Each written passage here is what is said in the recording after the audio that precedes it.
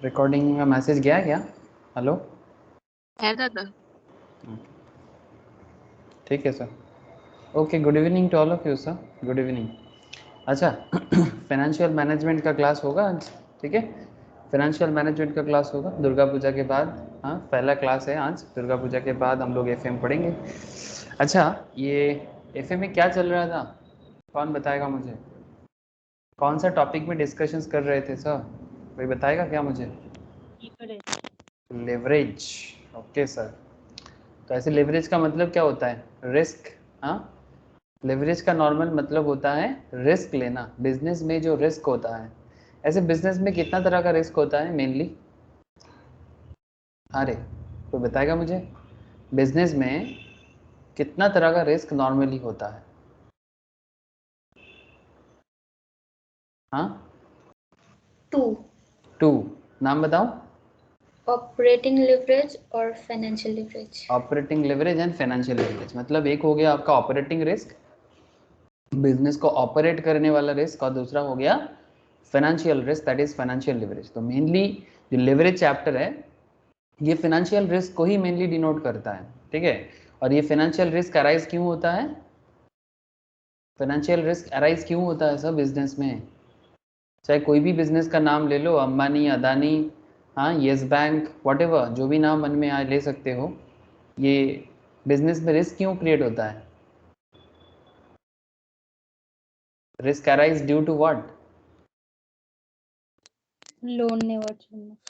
Loan का interest के कारण, है ना सर, मतलब जो डेप्ट इंटरेस्ट बोल सकते हो। बिजनेस लोन लेते हैं, बिजनेस प्रेफरेंस डिविडेंड प्रोवाइड करने का वादा करते हैं, तो बिजनेस को अपना लोन रीपे करना ही होता है, मैंडेटरी है ना।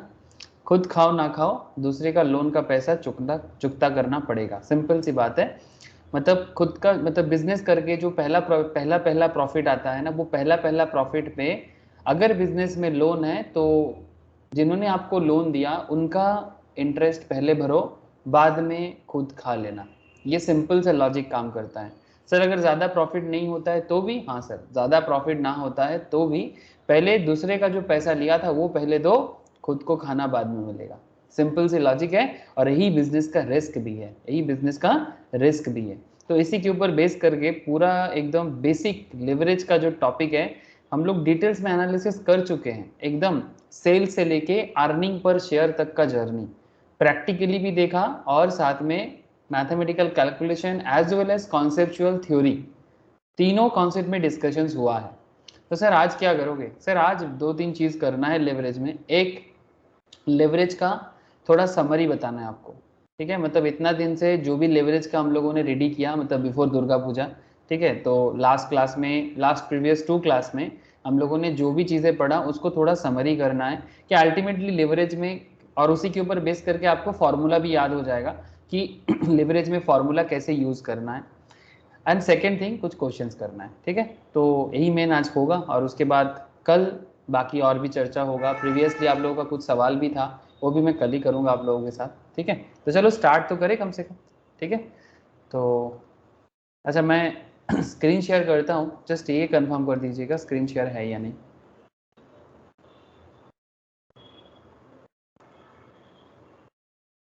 है क्या? अरे स्क्रीन शेयर है क्या? है दादा।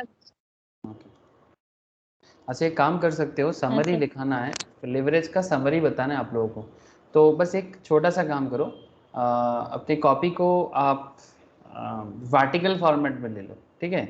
मतलब सॉरी हाँ वर्टिकल, मतलब सॉरी हॉरिजॉन्टल फॉर्मेट में ले लो, मतलब चौड़ा में ले लो, ज़्यादा सुविधा हो सकता है। बाकी आपके हिसाब से अगर वर्टिकल भी हो जाए तो भी कर सकते हो, ठीक है। मतलब बेसिकली मेरा मानना है रो वाइज करो, नॉट कॉलम वाइज। तो चलो सर, आज मैं लिवरेज का समरी बताऊंगा। लिवरेज समरी, समरी क्यों? बिकॉज लेवरेज का जो मेन एरिया है वो डिटेल्स में डिस्कस हो चुका है, कॉन्सेप्ट अगर बात करें हो चुका है। तो बस समरी करके आपको रिकॉल कराना है, समरी लिखना भी है, और फॉर्मूला को भी याद करना है। ऐसे फॉर्मूला तो हम लोग याद करने लायक करता नहीं है, हम लोगों का जो कॉन्सेप्ट है उसमें याद करने का जरूरत नहीं होता, आपको समझ में आ जाता है कि कौन सा फॉर्मूला क्यों बना है। तो अगर आपको वो समझ में आ जाता है तो ऑटोमेटिकली फॉर्मूला याद भी रह जाता है। मतलब फॉर्मूला रटने का जरूरत नहीं है, क्योंकि फॉर्मूला का पूरा स्टार्टिंग से लेके एंड तक किस तरह से फॉर्मूला बन रहा है आप लोगों को वो भी पता है। तो फिर रटने का क्या, मेहनत करने का क्या जरूरत है, इतना रट रट के मागअप करने का। तो एक काम कीजिएगा सर, एक पर्टिकुलर बनाइएगा, एक पर्टिकुलर बनाइए, एक ऑपरेटिंग लेवरेज का बनाइए, एक फाइनेंशियल लेवरेज का बनाइए और एक टोटल लेवरेज का कॉलम बनाइए। ठीक है,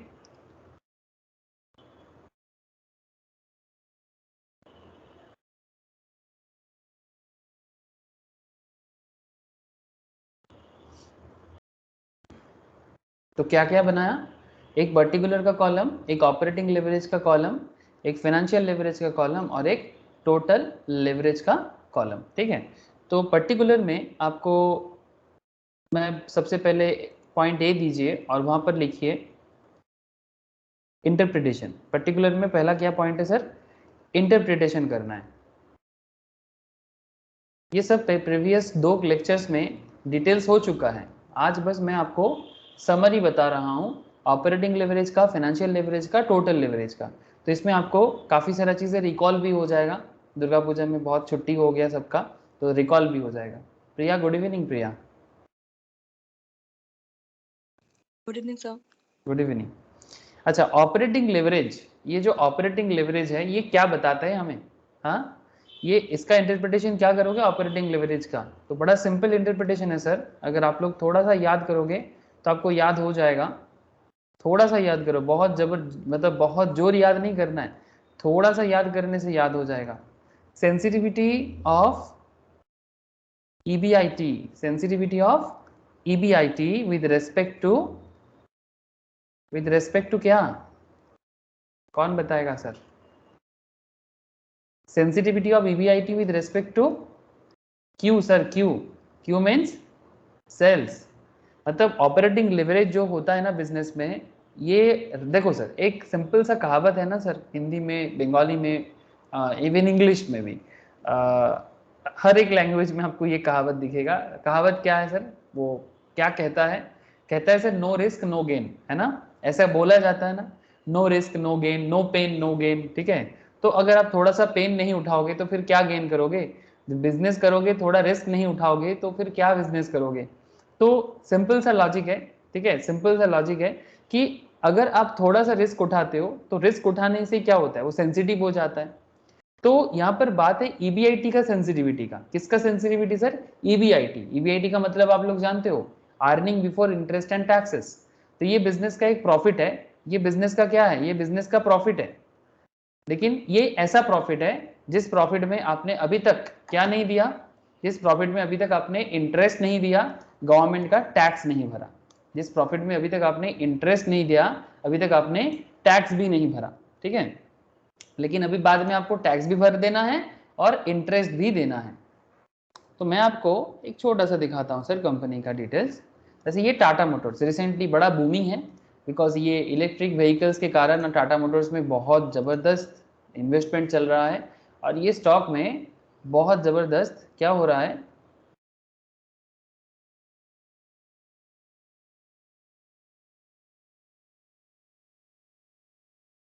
दिखाता हूँ।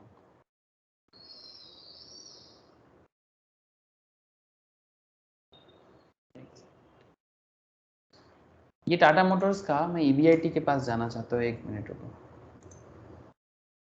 थोड़ा सा डिटेल्स।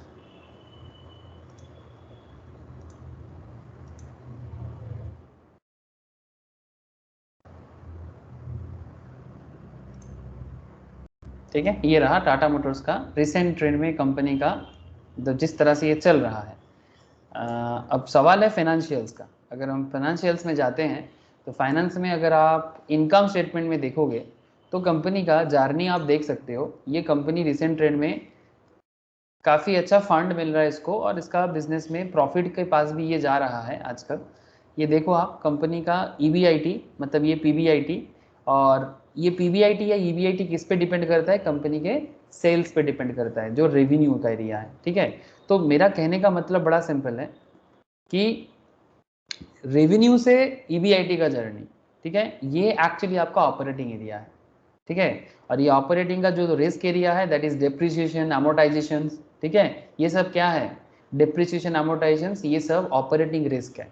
जो बिजनेस करने के लिए आपको बेसिक लेवल में रेंट लेना पड़ता है, डिप्रिसिएशन देना पड़ता है एसेट्स का, कोई गुडविल मतलब नॉन इंटेंजिबल्स हो तो उसका अमोर्टाइजेशन भरना पड़ता है। तो ये सब बिजनेस का एक रिस्क एरिया है। आप एसेट यूज करोगे, उसका एक डिटोरिएशन तो होगा ना, ऐसा तो नहीं ना कि एसेट यूज करोगे और उसका कुछ भरपाई नहीं करना है, एसेट का वैल्यू जैसा है वैसा ही रहेगा। तो थोड़ा बहुत रिस्क तो हर चीज में होता है सर। तो टोटल रेवेन्यू से ये ईबीआईटी तक आने का, पीबीआईटी या ईबीआईटी इज सेम थी, ठीक है। टोटल रेवेन्यू मतलब बेसिकली ये सेल्स या क्यू का एरिया है, क्यू से ईबीआईटी का जो जर्नी है, ये जर्नी आपको ऑपरेटिंग लेवरेज बताता है। ये सब चीजें आप लोग पहले भी डिस्कस आप लोगों के साथ हो चुका है, ठीक है। तो बस रिकॉल ही करा रहा हूं आपको अभी। तो sensitivity of EBIT with respect to Q आपको प्रैक्टिकली भी दिखाई दे रहा है। अब क्या है सर, अभी पॉइंट नंबर, अच्छा उसी पॉइंट में लिखना, उसी पॉइंट में लिखना, लेकिन अभी कहाँ लिखना है, अभी आपको लिखना है सर एफएल में, मतलब फाइनेंशियल लेवरेज में। तो इसमें क्या होगा, कोई बता सकते हो सर, ये भी सेंसिटिव है, financial leverage is also sensitive, sensitivity of what,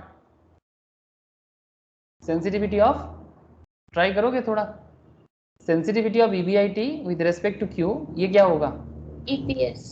sensitivity of EPS with respect to EBIT.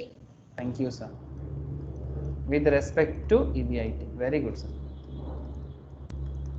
आप फिर से यहाँ पर देख सकते हो, फिर से टाटा मोटर्स पे देख सकते हो, ये देखो सेंसिटिविटी ऑफ ईपीएस, ईपीएस का चेंजेस आप देख सकते हो यहाँ पर किस तरह से फाइनेंशियल ईयर 18 में पॉजिटिव था, उसके बाद 19 में कंपनी का हालत काफ़ी ख़राब हालत में चला गया था। इसका डिटेल्स केस स्टडीज अलग लेवल में होता है स्टॉक मार्केट में। उसके बाद कंपनी थोड़ा बहुत रिकवर करने का कोशिश कर रहा है, अभी भी ईपीएस पॉजिटिव नहीं हुआ, अर्निंग पर शेयर, बट ये जो भी चेंजेस होता है, ठीक है, ये अर्निंग पर शेयर पे जो भी चेंजेस होता है, इसका मेन रीजन कौन होता है सर, ईबीआईटी। जब जब ईबीआईटी में चेंजेस आएगा उसके बेसिस में अर्निंग पर शेयर पे भी चेंजेस आएगा। तो sensitivity of EPS with respect to what, with respect to EBIT. तो एग्जैक्टली इसमें कौन रिस्क क्या हो जाता है, इसमें इंटरेस्ट रिस्क हो जाता है। इंटरेस्ट जो है वो रिस्क एरिया है, मतलब बैंक का जो लोन वगैरह होता है, कंपनी से अगर कोई कंपनी लोन लेता है, ठीक है, एक कंपनी दूसरे कंपनी से जो लोन लेता है, वो सब एरिया आ जाता है। तो सिंपल सा लॉजिक है सर, आपका नेक्स्ट जर्नी हो जाता है ईबीआईटी से ईपीएस का जर्नी। तो ईबीआईटी से ईपीएस का journey is a financial leverage. बड़ा ही सिंपल कॉन्सेप्ट है, हर कंपनी को गुजरना पड़ता है सर, हर कंपनी को गुजरना पड़ेगा। और ये जो कंपनी जितना अच्छे से गुजर पाएगा वो कंपनी उतना अपने आप को लेवल अप कर पाएगा। तो sensitivity of EPS with respect to EBIT और टोटल लेवरेज। अब बात करेंगे सर टोटल लेवरेज पे। तो टोटल का क्या कॉन्सेप्ट होगा सर, ये भी सेंसिटिव है, सेंसिटिविटी ऑफ, क्या बोलोगे, sensitivity of EPS. EPS with respect to Sales. sales, very good sir, with respect to sales। Q earning per share का सेंसिटिविटी, बट अभी क्या है, पूरा जर्नी आपको यहाँ पर बताना पड़ेगा, टोटल जर्नी, जो जर्नी स्टार्ट होता है रेवेन्यू से और खत्म होता है अर्निंग पर शेयर पे। तो this is called total leverage, जिसके अंदर ये आपका ऑपरेटिंग एरिया भी है और ये आपका फाइनेंशियल एरिया भी है, ठीक है।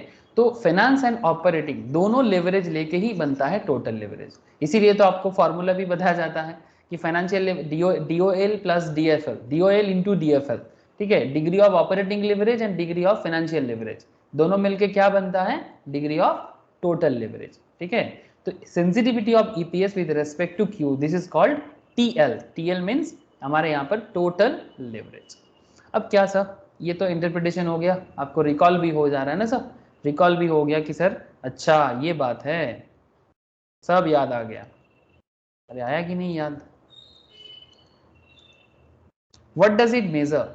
अब आपको क्या करना है सर, ये डिफरेंस भी बन जा रहा है, व्हाट डज इट मेजर, मतलब आपको क्या मेजर करना है। ऑपरेटिंग लेवरेज क्या मेजर करता है, फाइनेंशियल लेवरेज क्या मेजर करता है, एंड टोटल लेवरेज क्या मेजर करता है? कुछ बता पाओगे सर? ऑपरेटिंग लेवरेज क्या मेजर करता है? अगर आपको ऑपरेटिंग लेवरेज कैलकुलेट करने को बोल रहा है कंपनी, तो आप एक्चुअली क्या मेजर कर रहे हो? कौन बताएगा? Try sir, try. Contribution. Operating leverage के थ्रू से यस आप कंट्रीब्यूशन बोल सकते हो, बट ये क्यों मेजर किया जाता है? व्हाट डज इट मेजर, मतलब इसमें मेनली क्या मेजर किया जाता है? आप कंट्रीब्यूशन भी मेजर करते हो, आप ईबीआईटी मतलब ईबीआईटी तक पहुंचने का पूरा कोशिश करते हो, बट मेजर क्या करते हो? किस लिए आपको ऑपरेटिंग लेवरेज देखना जरूरी है? याद करो, ऑपरेटिंग लेवरेज में एक बहुत बड़ा पॉइंट था। Operating expense. हाँ सर, पार्शियल बिजनेस रिस्क। ये कंप्लीट बिजनेस रिस्क तो नहीं है, ये पार्शियल बिजनेस रिस्क है। तो आपके बिजनेस में पार्शियल लेवल में क्या बिजनेस रिस्क है, वो मेजर करना है आपको ओएल के थ्रू से।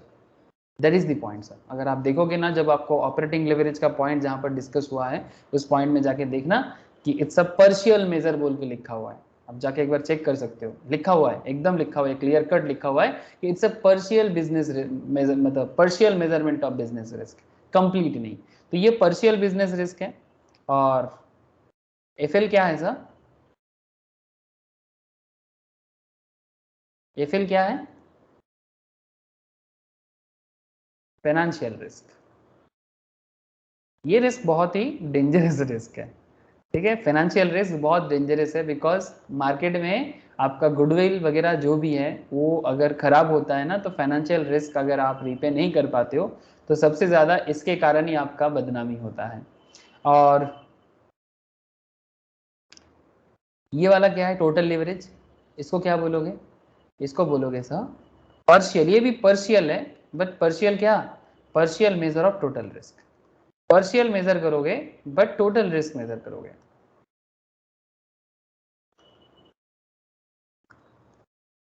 ठीक है, नेक्स्ट सी। अब सी पॉइंट में आपको मैं फॉर्मूला याद दिलाता हूं एक बार। दादा बोलो। पार्शियल मेजर ऑफ की लिखा था? Total risk, partial measure of total risk. Risk तो टोटली मेजर करना है, बट ये जो रिस्क आपको पता चलेगा ये एक पार्शियल लेवल में हो रहा है, मतलब कंप्लीट लेवल में नहीं। It's not a complete major of total risk, ऐसा नहीं है कि ये partial measure of total risk है। जब आप टोटल लेवरेज के थ्रू से देखोगे तो वो partial measurement of total risk है। अब फॉर्मूला वाइज अगर मैं बात करूं आपसे, तो फॉर्मूला बताओगे सर ऑपरेटिंग लेवरेज का? जानते हो वो तो बोलो सर, यही तो आपको याद रखना पड़ता है एग्जाम सिचुएशंस में। फॉर्मूला क्या होगा? बोलो सर बोलो, आप लोगों को पता है?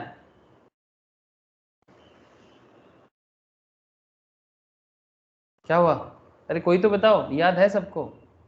ऑपरेटिंग लेवरेज, हाँ, V contribution by EBIT.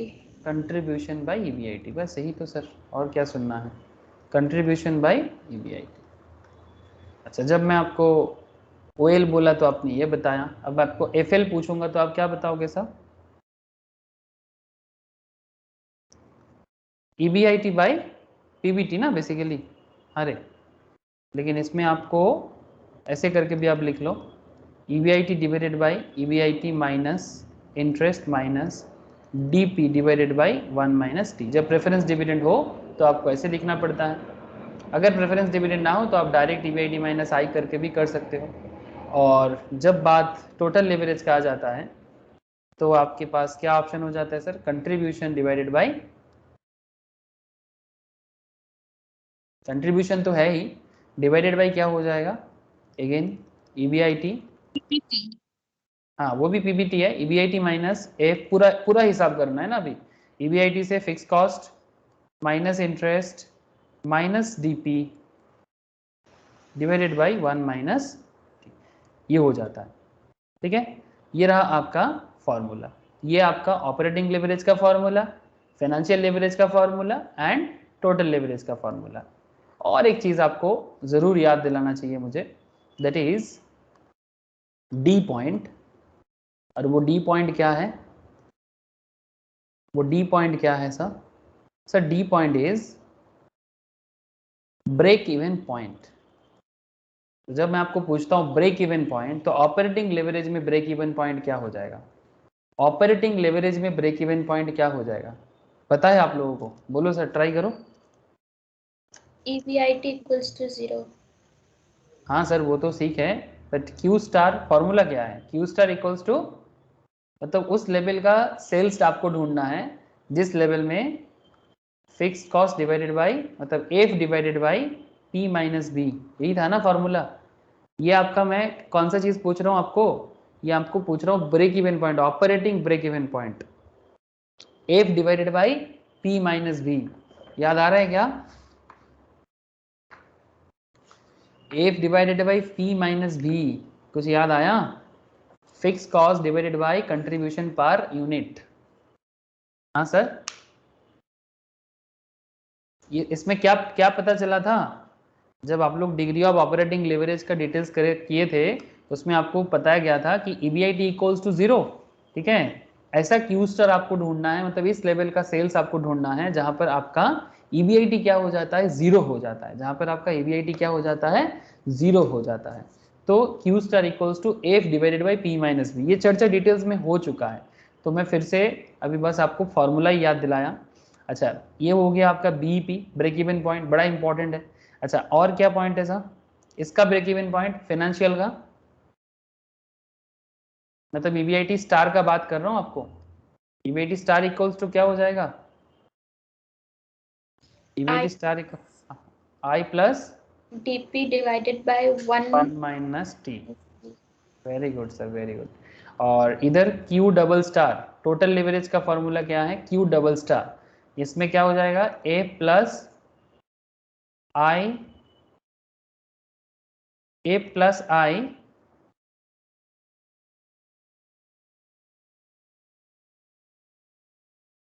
A plus I था ना, A plus I plus DP divided by 1 minus T whole divided by P minus P। A plus I plus DP by 1 minus T divided by 1 minus T whole divided by P minus P। अब ये सब आगे कुछ questions करेंगे तो आपको इसका use भी क्लैरिटी से समझ में आ जाएगा कि कहाँ क्या किस कारण से यूज हो रहा है। तो याद रखिएगा, ये सब डिटेल जरूरी था, ठीक है। कॉपी हो गया सर आप लोगों का? कॉपी कर लिए क्या? हेलो, हाँ सर। ओके। अब क्या है कि ये पूरा जो लेवरेज का समरी है उसमें कुछ ओवरऑल कंक्लूजन आपको मैं एक बार बता दे रहा हूँ, तो आप लिख लीजिए। Overall conclusion and advice. We know that risk and return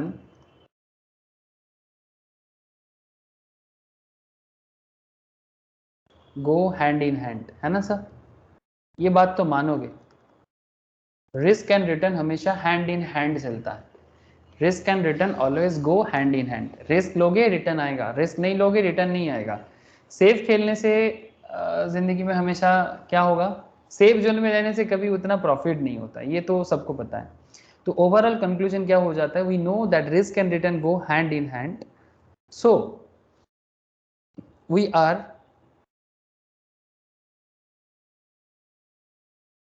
in favour of, यहां पर वी मतलब कौन? फाइनेंस। हाँ, फाइनेंस क्या बताता है? We are in favour of moderate level risk, है ना। बहुत ज्यादा रिस्क भी लेने के लिए कभी सजेस्ट नहीं करेंगे। Moderate level of total risk, moderate level total risk. ना तो बहुत ज्यादा रिस्क लेना है कि इतना बड़ा रिस्क ले लिया कि आगे कुछ प्रॉब्लम हो जाए तो बच ही नहीं पाए, और इतना भी कम रिस्क ना लो कि गाड़ी आगे ही ना बढ़े। तो मॉडरेट लेवल टोटल रिस्क, ठीक है। Moderate level total risk, neither very low neither very low nor very high, nor very high, ना तो बहुत कम और ना ही बहुत ज्यादा। Now hence the advice is,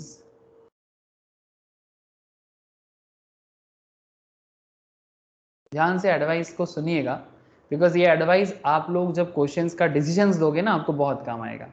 financial management में आप लोगों के लिए, जब भी आप किसी कंपनी में काम करोगे ना एज ए फाइनेंशियल एडवाइजर, आपको हर बात में एडवाइस पूछेगा कि भाई करना क्या है। कैलकुलेशन समझ में आ गया, कैलकुलेशन आप जो भी बोल दोगे वो देख लेगा, but calculation is not the ultimate.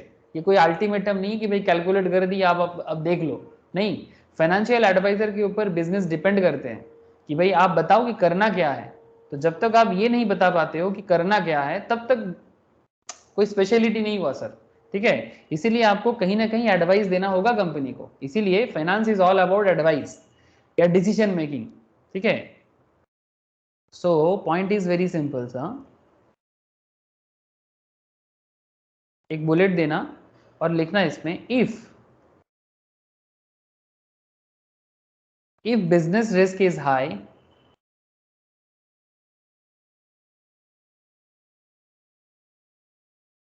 financial risk should be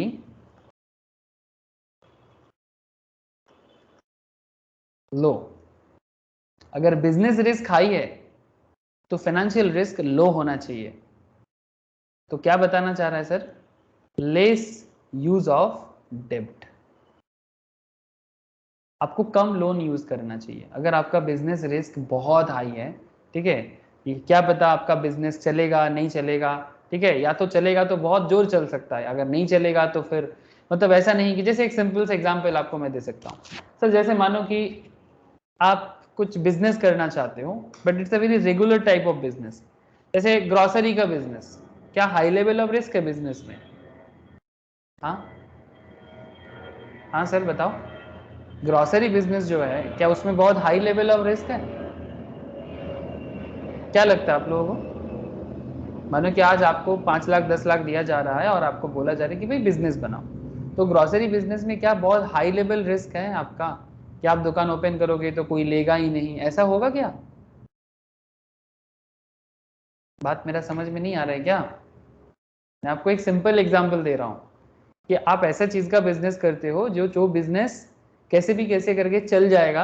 हाँ, बहुत प्रॉफिट करोगे नहीं करोगे, बिजनेस बहुत सुपर फास्ट बिजनेस होगा कि नहीं होगा वो डाउटफुल है, बट आपका पैसा डूब के एकदम खत्म हो जाएगा ऐसा नहीं होगा। बाद में आप किसी ना किसी को वो ग्रोसरी बेच भी सकते हो, है ना, बिकॉज ग्रोसरी आइटम्स है, कोई ना कोई तो ले ही लेगा। तो it's not a very high risky business. तो अगर आपका बिजनेस का रिस्क हाई नहीं है तो फिर आप ज्यादा रिस्क ले सकते हो, मतलब ज्यादा लोन ले सकते हो। तो सिंपल सजेशन है, a business risk is high, financial risk should be low. मतलब बिजनेस का क्या पता कुछ अगर प्रॉब्लम हो जाए तो थोड़ा कम डेब्ट में ही बिजनेस को आगे बढ़ाओ, ठीक है, थोड़ा कम डेब्ट में ही बिजनेस को आगे बढ़ाओ, such that overall risk is moderate. मतलब कुछ ऐसा करो such that overall risk is moderate. मतलब अल्टीमेटली ओवरऑल रिस्क को मॉडरेट लेवल में रखना है। अगर बिजनेस रिस्क हाई है तो फाइनेंशियल रिस्क लेने को मना नहीं कर रहा है, फाइनेंशियल रिस्क लेना है, मार्केट से लोन भी लेना है, बट थोड़ा लो क्वांटिटी में रखो अपना लोन का एरिया। इतना हाई क्वांटिटी में लो मत ले लो, ठीक है, इतना हाई क्वांटिटी ऑफ लोन मतलब नहीं लेना चाहिए ताकि आप बाद में रीपे ना कर पाओ, तब बहुत जोर का डूबोगे। तो इसलिए बिजनेस किस तरह का है आपका ये देखना पड़ेगा, मार्केट सिनेरियो क्या है कि आपका बिजनेस मार्केट में चलने लायक है कि नहीं है, ठीक है, या तो बहुत जबरदस्त चल सकता है या तो फिर बहुत जोर का डूब भी सकता है। तो वो आपको देखना है कि भाई मेरा प्रोडक्ट क्या है, मेरा बिजनेस सिनेरियो क्या है। ये एक सजेशन है, business risk is high, financial risk should be low, less use of डेब्ट का सजेशन कौन बताता है? फाइनेंस बताता है, ठीक है, ताकि ओवरऑल जो रिस्क है वो मॉडरेट लेवल में रह जाए, ठीक है। And there is another point,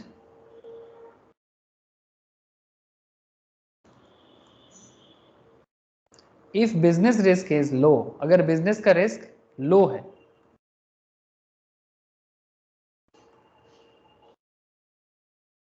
if business risk is low, financial risk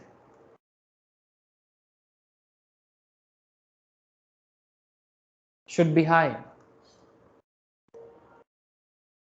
financial risk should be high। इसमें आप ग्रेटर यूज ऑफ डेब्ट कर सकते हो, ग्रेटर यूज ऑफ डेब्ट कर सकते हो, मतलब आप ज्यादा लोन लोगे तो प्रॉब्लम नहीं है, बिकॉज आपका बिजनेस बहुत रिस्की बिजनेस नहीं है, ठीक है। तो ग्रेटर यूज ऑफ डेब्ट में कोई प्रॉब्लम नहीं है, such that same point, such that overall risk is moderate.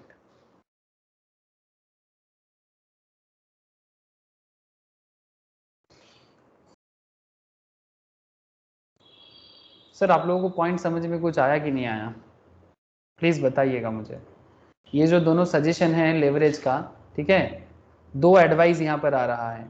If business risk is high financial risk should be low, if business risk is low financial risk should B high, ठीक है, सो that overall risk is moderate. क्या ये point आप लोगों को समझ में कुछ आया या फिर अभी भी कुछ डाउट है मन में? जैसे रियल लाइफ फैक्ट है सर, बताइए। हेलो,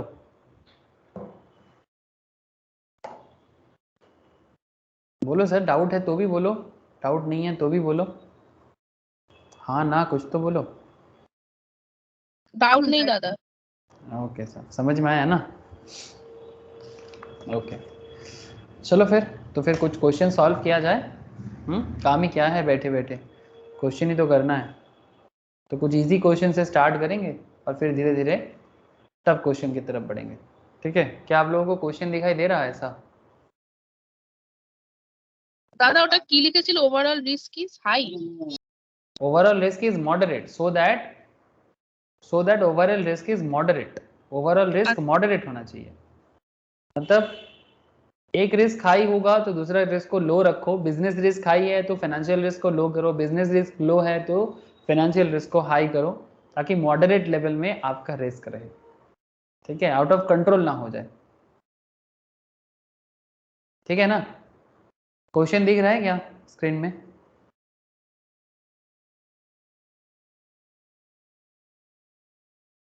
क्वेश्चन दिखाई दे रहा है ना?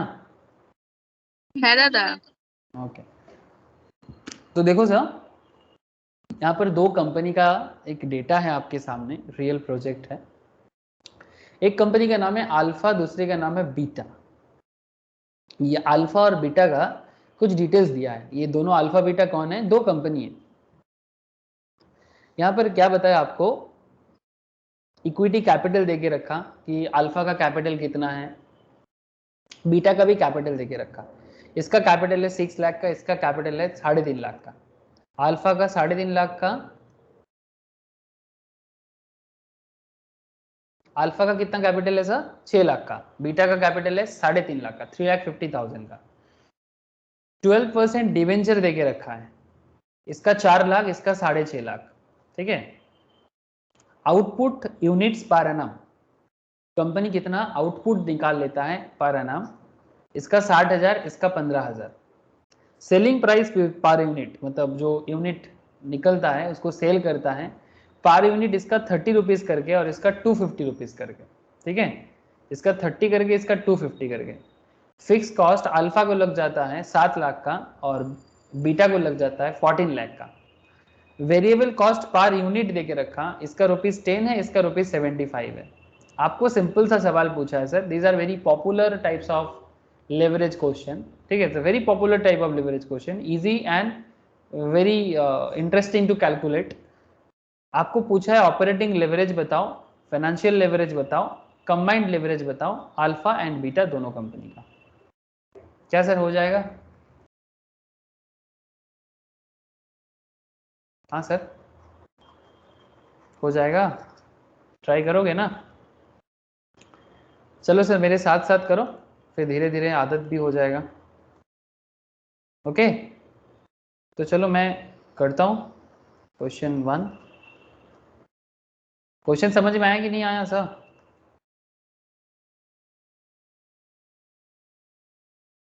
क्या रे, आप लोगों को क्वेश्चन समझ में आया?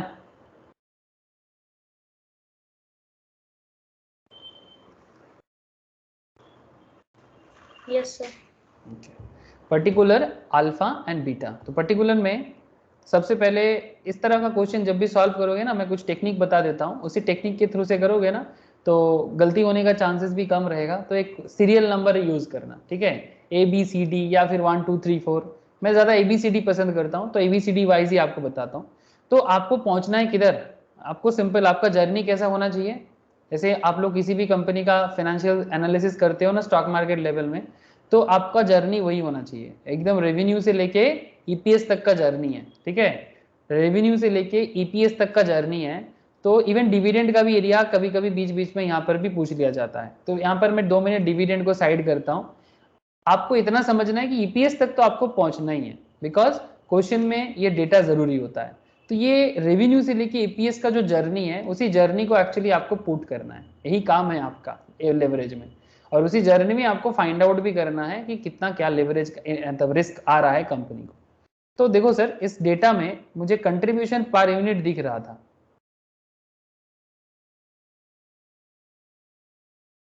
कंट्रीब्यूशन पर यूनिट, क्या आप लोगों को दिखाई दे रहा है? कंट्रीब्यूशन पर यूनिट आप लोगों को दिखाई दिया क्या?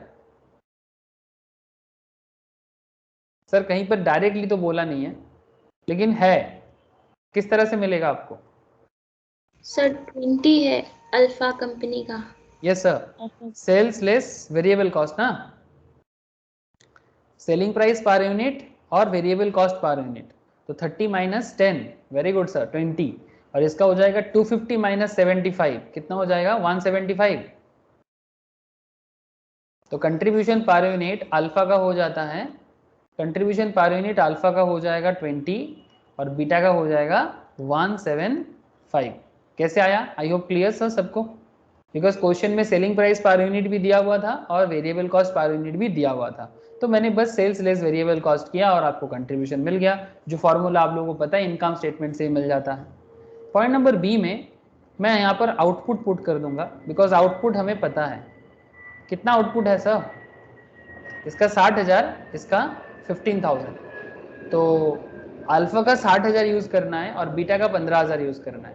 तो यहाँ पर आप पुट कर दो बस 60,000, जैसा डेटा है वैसा कर रहा हूँ, जरूरी नहीं कि हर क्वेश्चन में सिमिलर डेटा मिलेगा, question to question data vary कर सकता है, ठीक है। तो आपको बस जरूरी चीजें जो है उसको पुट करके आपका जो ऑब्जेक्टिव है उस ऑब्जेक्टिव को कंप्लीट करना है। आपको समझ में आ गया? आपको रेवेन्यू से लेकर EPS तक पहुंचना है। तो उसके लिए जो जो डेटा जो आपको मिल जाता है उसको बस यूज करते चलो और कैलकुलेशन बनाते चलो। पॉइंट नंबर सी, और एक बात, ABC यूज जरूर करना, ठीक है, बिकॉज बहुत काम आने वाला है। तो मेरे को कंट्रीब्यूशन पर यूनिट भी मिल गया और आउटपुट भी मेरे को क्वेश्चन से मिल गया, तो अभी मैं क्या निकाल सकता हूं सर? क्या मैं कंट्रीब्यूशन इजीली निकाल पाऊंगा यहां से A इंटू बी करके? अरे I know contribution per unit as well as I know output, so मैं इजीली यहां से कंट्रीब्यूशन तो निकाल ही लूंगा। तो A इंटू बी करके कंट्रीब्यूशन, तो 60,000 इंटू 20 कितना हो जाएगा? 12 लाख। और 175 इंटू 15,000 ये कितना हो जाएगा? प्लीज कोई मुझे बताएं। 15,000 इंटू 175 कितना आ रहा है? 26,25,000। 26,25,000। वेरी गुड सर, आगे बढ़ते हैं। ABC हो गया, D सर कंट्रीब्यूशन पता चल गया, तो मुझे EBIT तक पहुंचना है, तो कंट्रीब्यूशन से क्या लेस करने से EBIT मिलेगा?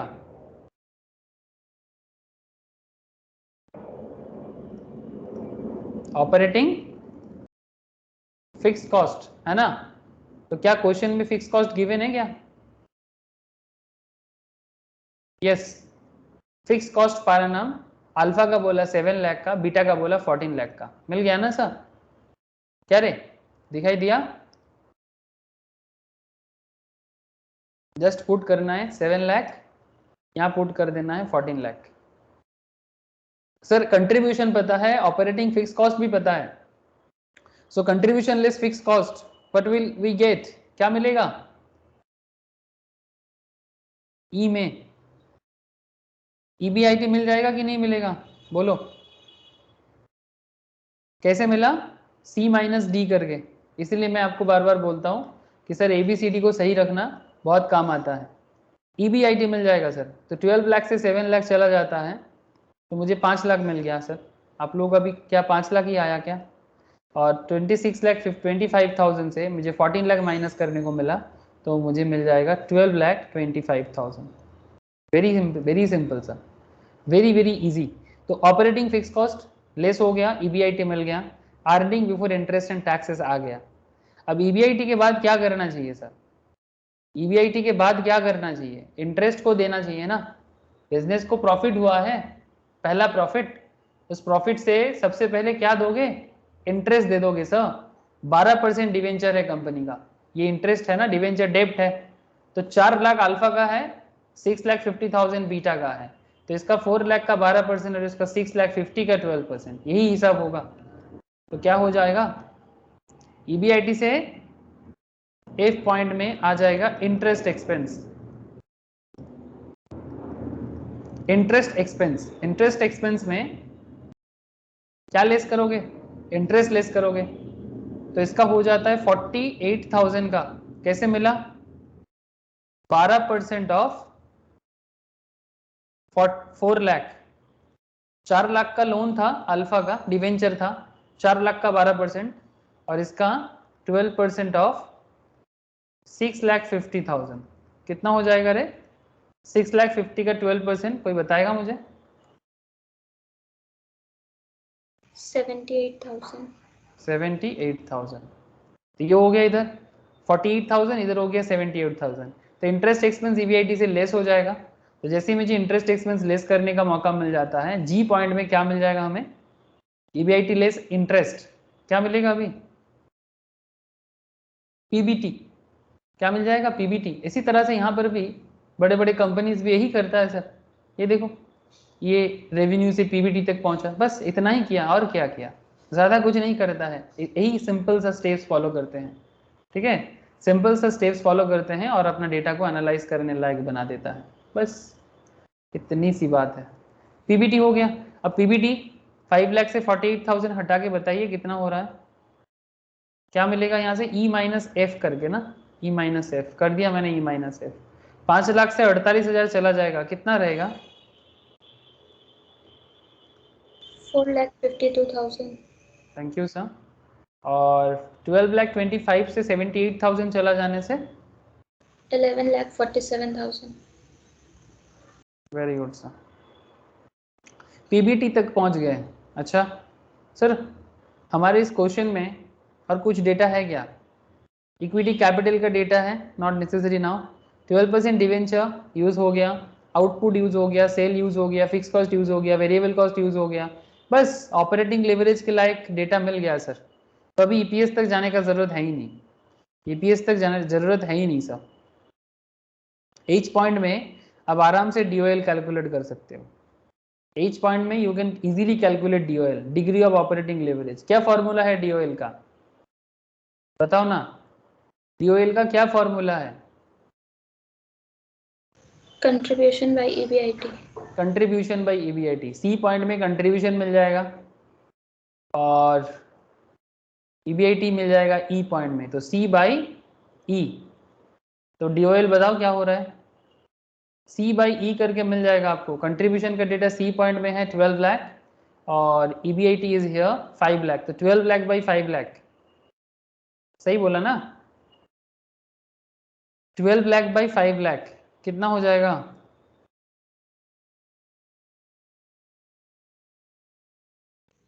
$2.4। 2.4, बस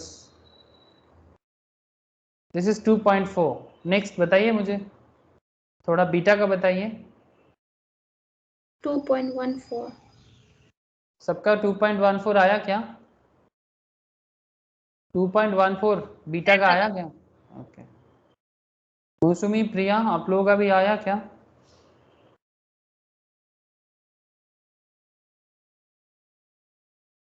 DFL का फॉर्मूला क्या है? DFL का फॉर्मूला क्या है? EBIT by PBT। EBIT by PBT, very good sir. तो क्या हमें पता है EBIT E पॉइंट में? क्या हमें पता है PBT G पॉइंट में? Yes, we know both the details we know. तो ई बाई जी करके आपको मिल जाएगा। तो बताइए ना सर, अल्फा का डीएफएल कितना है और बीटा का डीएफएल कितना है?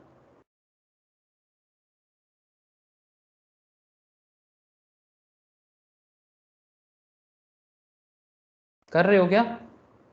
अल्फा का और बीटा का 1.11 और 1.06 06 या 07? 07 07। क्या सबका मैच कर रहा है ऐसा? मैंने बस क्या है किया, ना? ओके, ईबीआईटी बाई पीबीटी किया। ओके, अच्छा आई हो गया। जे पॉइंट में आपको डीसीएल मिल जाएगा, डीसीएल और डीटीएल, डिग्री ऑफ टोटल या कंबाइन। तो इसका फॉर्मूला क्या है?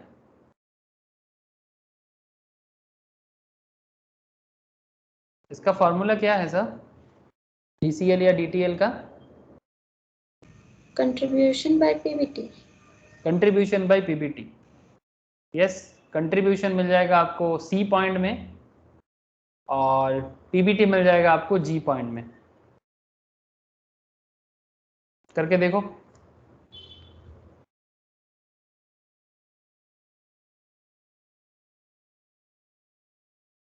करके देखो सर एक बार कितना हुआ।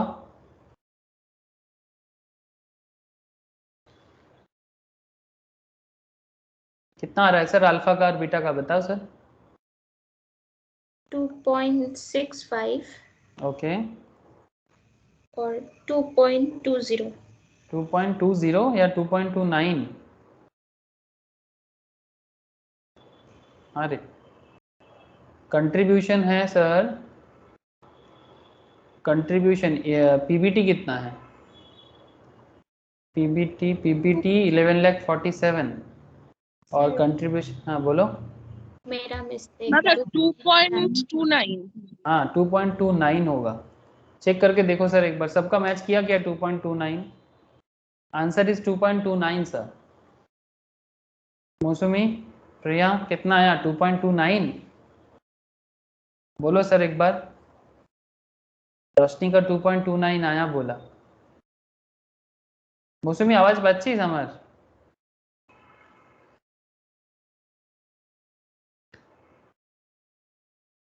ओके, तो 2.29, ठीक है। तो ये क्या हो गया सर, डीसीएल एंड डीटीएल का, डीसीएल और डीटीएल का। और एक तरीका है सर इसको देखने का, अगर आप डीओएल और डीएफएल को इंटू भी करोगे तो भी आ जाएगा।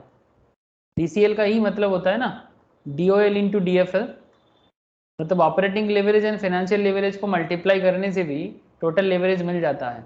एक बार करके देखोगे 2.4 इंटू 1.111, 2.4 इंटू 1.11 करके देखोगे एक बार, दादा 2.664 मतलब 2.65। है। सिमिलरली एक बार इसको भी करके देखो 2.14 इंटू 1.07,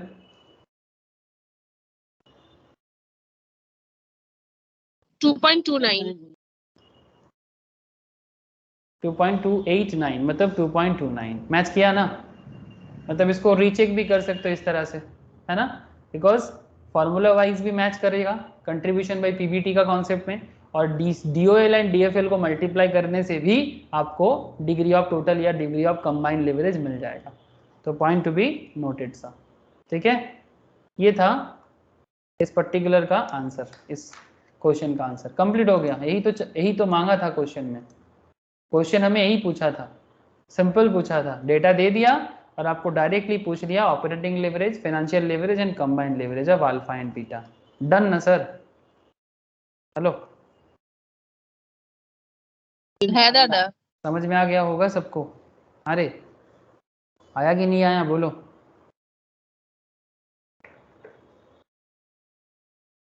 ओके, चलो अब एक थोड़ा सा लेवल अप क्वेश्चन करें, धीरे धीरे लेवल बढ़ाते हैं। हाँ धीरे धीरे ही सही, लेवल बढ़ाना तो पड़ेगा, लेवल तो अप करना पड़ेगा, ये तो नॉर्मल सी बात है। ओके सर, ये वाला क्वेश्चन करके बताना, महादेव लिमिटेड का। ये Mahadev limited is considering the installation of a new project. ध्यान से क्वेश्चन रीड कीजिए मेरे साथ साथ। Mahadev limited is considering the installation of a new project costing rupees, कितना बोला सर कॉस्टिंग? प्रोजेक्ट कॉस्ट कितना है 80 लाख का, expected annual sales revenue from the project is 90 lakh का, ठीक है, and its variable cost are 60% of sales. Variable cost बोल रहा है सेल्स का 60%, expected annual fix cost other than interest, interest छोड़ के जो फिक्स कॉस्ट है दैट इज 10 लाख का, corporate tax rate is 30%, company wants to arrange the funds through issue of 4 lakh equity shares of rupees 10 each and 12% debentures of rupees 40 lakh, ठीक है, company जो है वो फंड जुगाड़ कर रहे हैं, कहाँ से जुगाड़ कर रहा है 4 lakh equity shares of rupees 10 each करके, ठीक है, और 12% डिवेंचर्स ले रहा है 40 लाख का, अल्टीमेटली 40 लाख, इधर भी 40 और इधर 40, 80 लाख तो करना है ना उसको, तो 80 लाख का इधर से 40 करके ले रहा है। Calculate the operating financial and combined leverage and earning per share. देखो सर यहाँ पर ईपीएस पूछ लिया आपको, ठीक है, अब तो ईपीएस तक जाना ही है, अभी तो आप ईपीएस के बिना ईपीएस को छोड़ नहीं सकते, ठीक है। Determine the likely level of EBIT if EPS is, अच्छा यहाँ पर आपको कुछ ईपीएस का डेटा दे दिया, अगर ईपीएस 4 है तो ईबीआईटी क्या होगा, अगर ईपीएस 2 है तो ईबीआईटी क्या होगा, अगर ईपीएस 0 होगा तो आपका ईबीआईटी क्या रहेगा। लेकिन सबसे पहले आपको ओरिजिनल वाला कैलकुलेट करना है, अगर आप ओरिजिनल कैलकुलेट कर लोगे उसके बाद आपको ये क्या होने से क्या होगा इसका भी समझ आ जाएगा। बोलो सर, क्वेश्चन कुछ समझ में आया कि नहीं, पहला तो मुझे ये क्लियर करो कि क्वेश्चन समझ में आया कि नहीं। तरीका तो वही है सर, तरीका जो है वही है, सेम तरीका अपनाना पड़ेगा, बट क्या क्वेश्चन का क्लैरिटी आया मन में?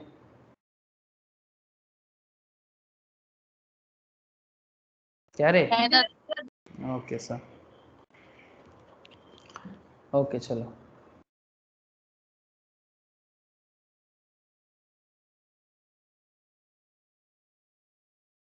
चलो क्वेश्चन नंबर 2, क्वेश्चन 2 में यहाँ पर एक ही कंपनी है, दो कंपनी तो है नहीं, तो एक पर्टिकुलर होगा, ठीक है, एक पर्टिकुलर आ जाएगा और दूसरा अमाउंट का घर आ जाएगा, इसी में बन जाएगा सर, एक पर्टिकुलर एक अमाउंट। अच्छा एक बार क्वेश्चन देखो तो यहाँ पर कुछ सेल्स के बारे में बोला है क्या, सेल्स के बारे में कुछ बोल दिया क्या, कितना है सेल्स कंपनी का, महादेव लिमिटेड का सेल्स रेवेन्यू कितना है प्रोजेक्ट से 90 लाख। तो यहीं से काम बन जाएगा सर, यहीं से हमारा काम बन जाएगा। ये जो 90 लाख का सेल्स बोल के रखा है, तो क्या हम यहाँ से कंट्रीब्यूशन निकाल सकते हैं सर? हाँ, कैसे? 60% बोला है ना वेरिएबल कॉस्ट इसका सेल्स रेवेन्यू का, तो 40% कंट्रीब्यूशन। वेरी गुड सर, समझ में आ गया होगा सबको, वेरी गुड सर। तो पर्टिकुलर में सेल्स लिख दो, पर्टिकुलर में सेल्स लिख दो 90 लाख का, तो अगर सेल्स 90 लाख का है तो कंट्रीब्यूशन कितने का हो जाएगा, आपका वेरिएबल कॉस्ट बोल के रखा है 60% ऑफ द सेल्स, तो अगर sales variable cost 60% of sales है तो फिर contribution is at the rate of 40%, है ना। तो 90 लाख का 40% कितना हो जाएगा 36 lakh. 36 lakh. Sir operating fix cost, you know sales value, you know contribution value, contribution से फिक्स कॉस्ट क्या करना होगा, लेस करना होगा, कितना है फिक्स कॉस्ट, कंपनी का फिक्स कॉस्ट वैल्यू कितना है sir, fix cost other than interest is 10 lakh, है ना, 10 लाख है, तो operating fix cost is 10 lakh. तो अब मुझे बताइए कंट्रीब्यूशन से फिक्स कॉस्ट हटा के क्या मिल रहा है आपको, EBIT, that is B minus C, तो 36 lakh minus 10 lakh is equals to 26 lakh, है ना, 26 लाख। ई में क्या आएगा, इंटरेस्ट एक्सपेंस, इंटरेस्ट एक्सपेंस कितना है क्वेश्चन में? इंटरेस्ट एक्सपेंस के बारे में क्या बोलना सर? कंपनी फंड जुगाड़ कर रहा था ना, funds through issue of 4 lakh equity shares of ₹10 each and 12% debenture of ₹40 lakh. तो 40 लाख का डिवेंचर ले रहा है, कितना इंटरेस्ट देंगे? 12% का। तो 40 लाख का 12% कितना हो जाएगा सर?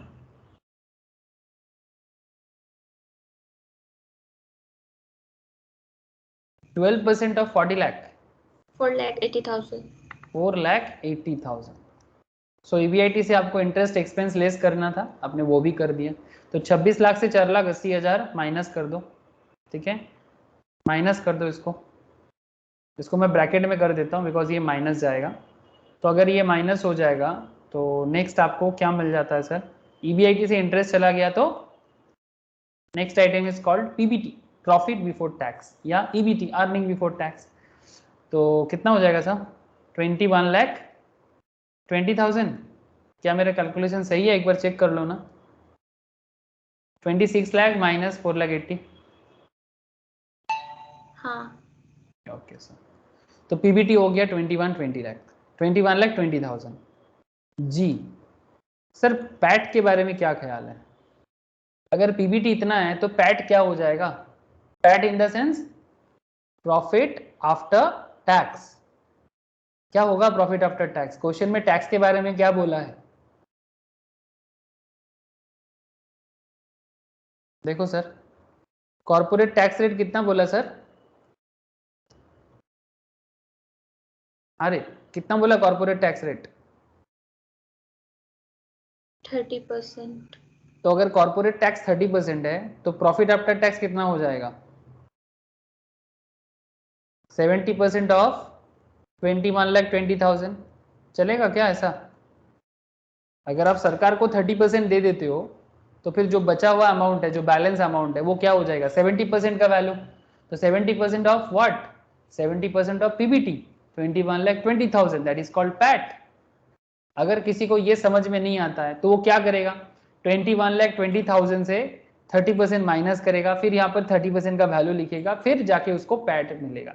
ऐसा भी कर सकते हो, कोई मना नहीं है, बट ये कॉमन सेंस है कि अगर आप डायरेक्ट भी करना चाहते हो तो 30% टैक्स में चला जाएगा, तो बाकी अमाउंट है 70%। तो कितना हो जाएगा सर ये वाला, बताइएगा थोड़ा।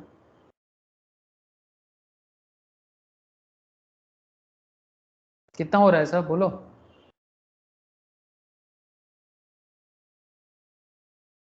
कोई कैलकुलेट कर रहे हो क्या या नहीं?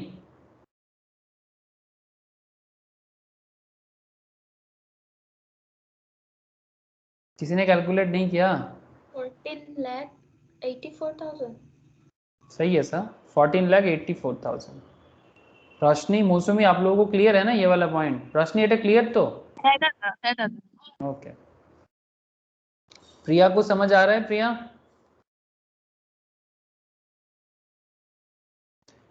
पैट, तो पैट हो गया 70% ऑफ 21,20,000, तो 14,84,000।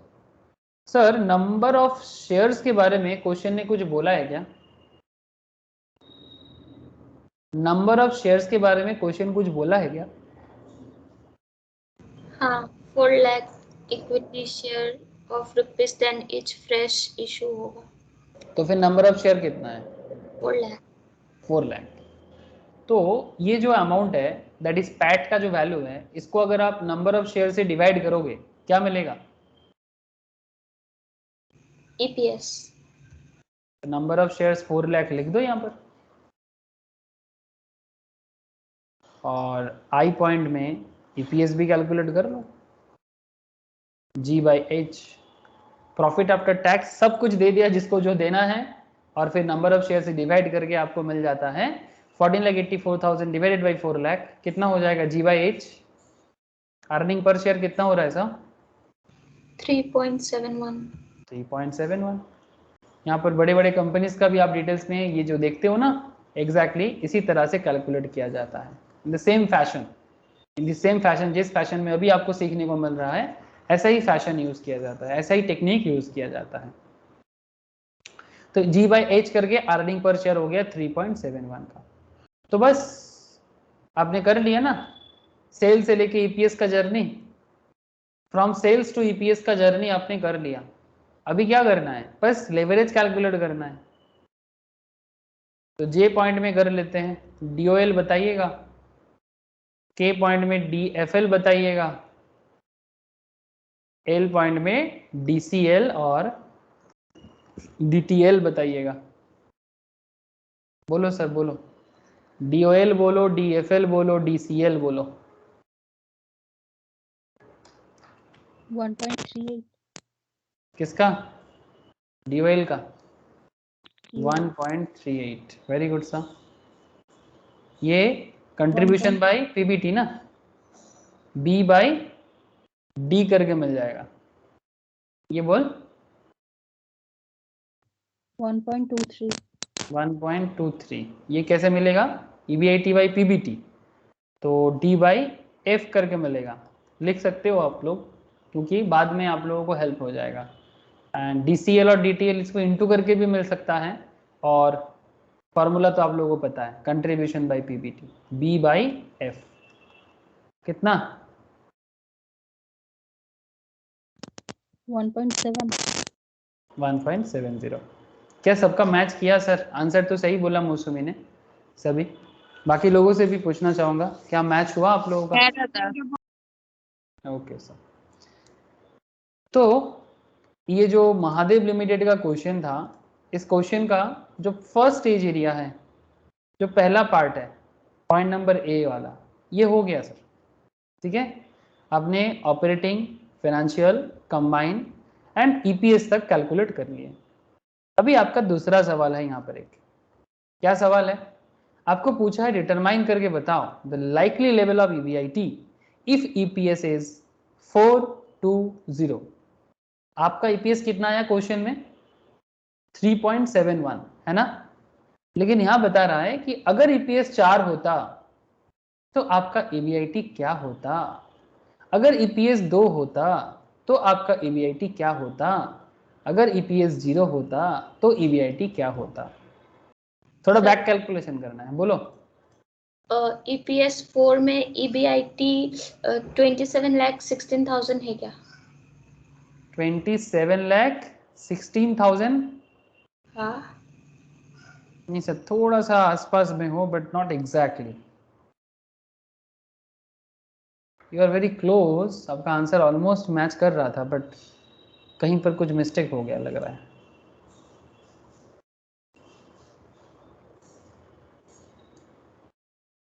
चलो मैं थोड़ा ट्राई करता हूँ, आप लोग ट्राई करते करते चलो, मैं भी थोड़ा ट्राई कर रहा हूँ। ओके, पर्टिकुलर अभी थोड़ा बैक कैलकुलेशन का ज़माना है सर, और इधर हो जाएगा EPS, earning per share. EPS में आपके पास 3 ऑप्शंस पहले से ही गिवन है, दिस आर ऑलरेडी गिवन। आपको पहले ही बोल के रखा है कि अगर ईपीएस 4 है, अगर ईपीएस 2 है, अगर ईपीएस 0 है। ठीक है, आपको ईबीआईटी तक जाना है। ठीक है, हर केस में। तो कहाँ से स्टार्ट करने से अच्छा रहेगा सर? ये जो जर्नी है, पिछला मतलब आपको पीछे जाना है, तो स्टार्ट कहाँ से करें? पैट से करते हैं ना, पैट से करते हैं। तो पैट से कैसे क्या करेंगे? आपका ईपीएस, आपका अर्निंग पर शेयर 4 है। ठीक है, आपका अर्निंग पर शेयर है 4, तो प्रॉफिट आफ्टर टैक्स क्या हो जाएगा?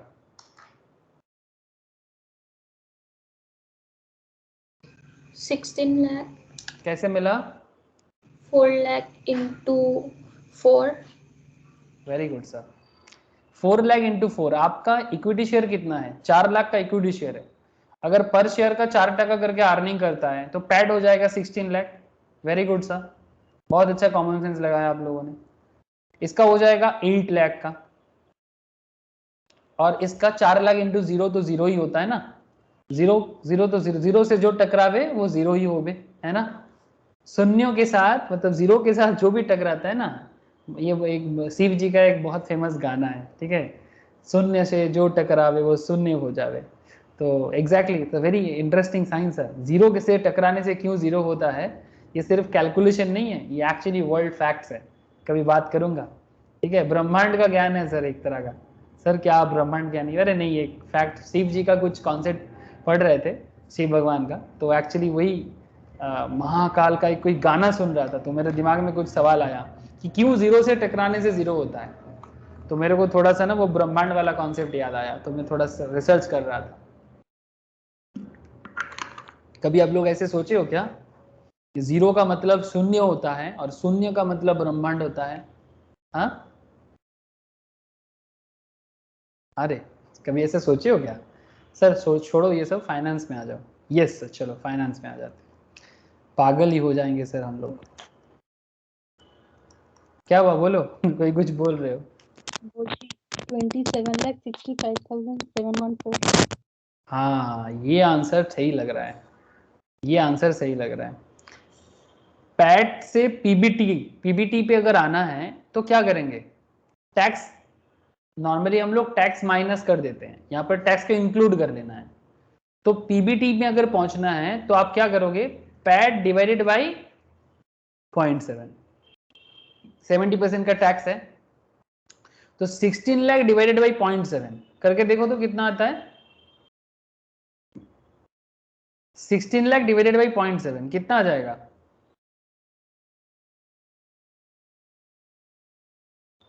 कोई करके बताएगा मुझे?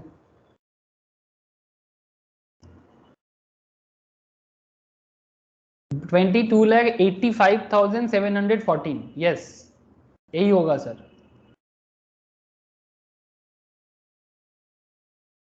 22,85,714, ठीक है, ये हो जाएगा पीबीटी।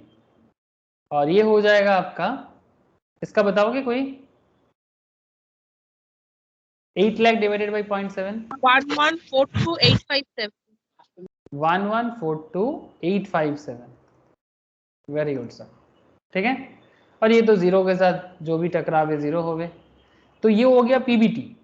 पैट से पीबीटी तक पहुंच गए बिकॉज टैक्स अमाउंट इंक्लूड हो गया यहाँ पर। पॉइंट सी में इंटरेस्ट एक्सपेंस को भी क्या करेंगे?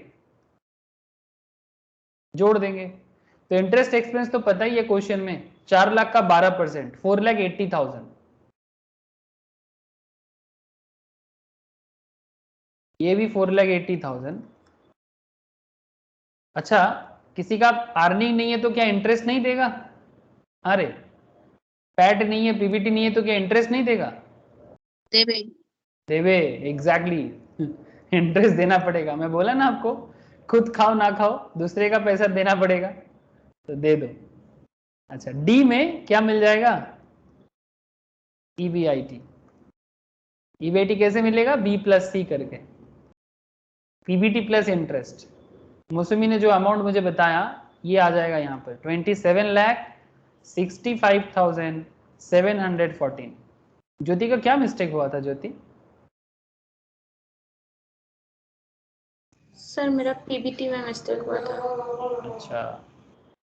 अच्छा इधर देखो, 11,42,857 प्लस 4,80 तो हो जाता है 16,22,857, सही हुआ ना? और ये हो जाएगा आपका 4,80,000। इसका अर्निंग पर शेयर जीरो है, पैट जीरो है, सॉरी पैट जीरो है, पीबीटी जीरो है, पर इंटरेस्ट एक्सपेंस के कारण ईबीआईटी कितना हो जाएगा? ईबीआईटी हो जा रहा है 4,80,000, ठीक है।